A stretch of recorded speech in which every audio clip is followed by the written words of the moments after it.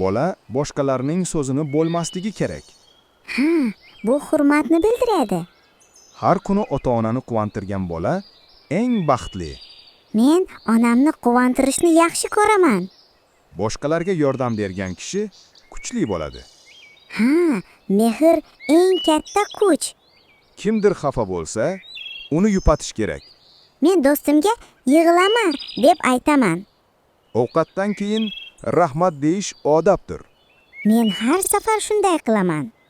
Uyda ota-onaga yordam berish eng katta savob. Men har kuni idish yuvishda yordam beraman. So'ragan narsani ruxsatsiz olma. To'g'ri, avval so'rab olish kerak. Ustoz so'zini tinglagan bola aqlli bo'ladi. Men har darsda e'tibor bilan eshitaman. Chiroyli so'z yurakni yumshatadi. Men iltimos va rahmatni ko'p ishlataman. Xonani toza tutish bu ham odob. Men har kuni o'zimning o'rnimni yig'ishtiraman. Kattalarni eshitish hurmat. Ha, men bobomni har doim tinglayman. Boshqaga yordam berish yurakni kengaytiradi. Shunda mehr ko'payadi. Kimning yuragi pok, uning so'zi chiroyli bo'ladi. Pok yurakli bola hammani xursand qiladi. Bolalar bir-biriga hurmat bilan qarashi kerak.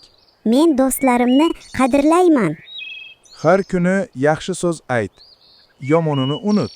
Men do'stim, sen zo'rsan degan so'z yoqadi menga. Uyda salom bilan kirish bu sunnat. Assalomu alaykum, uyimga baraka keldi. Yolg'on gapirgandan ko'ra jim turgan afzal. Rost so'z har doim yengadi. Bolalar kattalarga iltimos deb murojaat qilsa, chiroyli bo'ladi.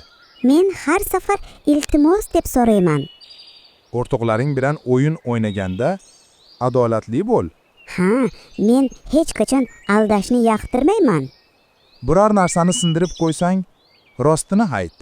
Rostgo'ylik har doim eng to'g'ri yo'l.